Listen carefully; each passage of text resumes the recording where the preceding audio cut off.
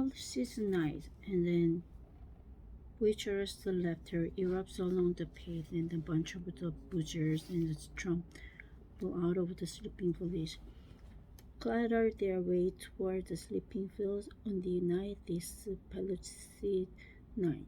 Lines from the Palisade night, written by my father in a Shanghai prison in 1932. I was born in 1957, 8 years after the founding the new China. My father was 47 when I was growing. Oh, my father rarely talked about the past because everything was shrouded in the thick fog of the dominant political narrative, and any inquiry into fact ran the risk of the provoking a backlash too awful to contemplate. In satisfying the demands of the new order, the Chinese people suffered the withering of spiritual life and the lost ability to tell things as they had truly occurred. It was half a century before I began to reflect on this. On April 3rd, 2011, as I was about to flying out of Beijing Capital Airport, a swarm of the plainclothes police descended on me, and for the next 81 days I disappeared into the black hole. During my confinement, I began to reflect on the past. I thought of my father in particular and tried to imagine what life had been like for him behind the bars of the nationalist prison 80 years earlier. I realized I knew very little about his ordeal, and I had never taken an active interest in his experiences. In the era in which I grew up, ideological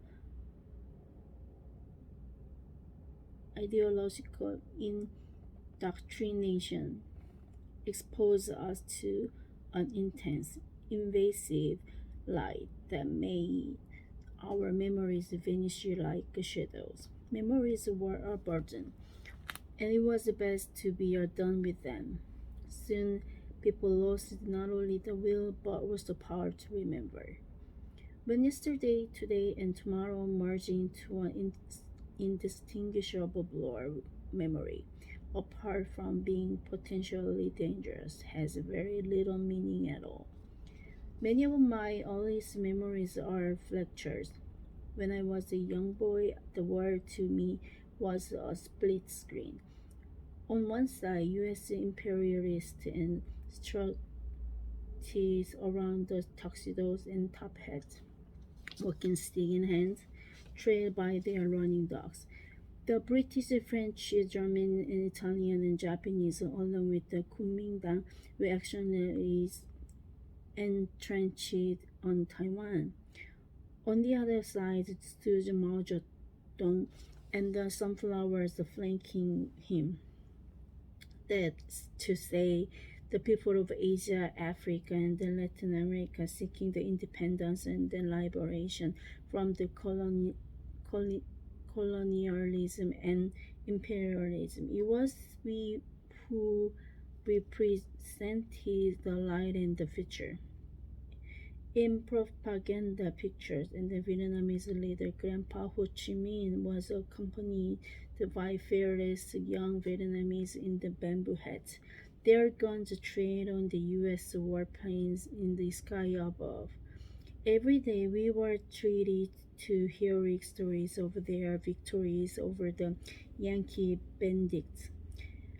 An unbridgeable gulf existed between the two sides. In the information deprived era, personal choice was like a floating duckweed, rootless and insubstantial, denied the nourishment of individual interest and attachment, memory, wrung out to dry, ruptured and scrambled. The proletariat proletariat has to liberate all the humanity before it can liberate itself, the saying went. After all the conversion that China had experienced, the genuine emotions and the personal memory were reduced to tiny scraps and easily repressed by the discourse of struggle and continuous revolution. The good thing is that my father was a writer. In poetry, he recorded feelings that had lodged deep into his heart, even if those little stream of the honesty and candor had no natural outlet on those many occasions when political flaws carried all before them. Today, all I can do is pick up the scattered fragments left after the storm and try to piece together in a picture, however incomplete it may be. The year I was born, Mao Zedong unleashed a political storm on anti-rightist campaign designed to purge rightist intellectuals who had criticized the government.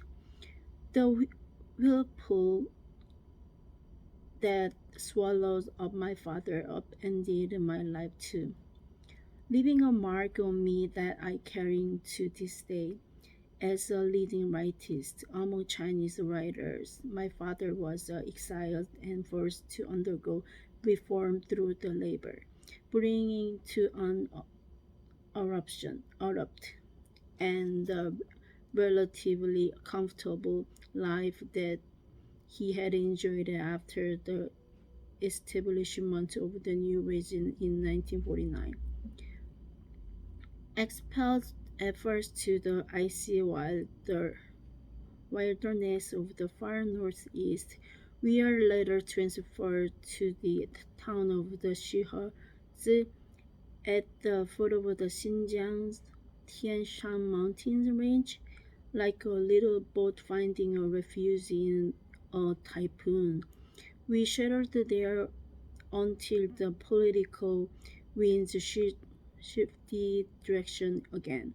Then in 1967, Mao's Cultural Revolution entered a new stage, and my father, now seen as a purveyor of the bourgeois literature and art, was once again placed on the black list of the ideological targets, along with other Trotskyist post-state and anti-party elements.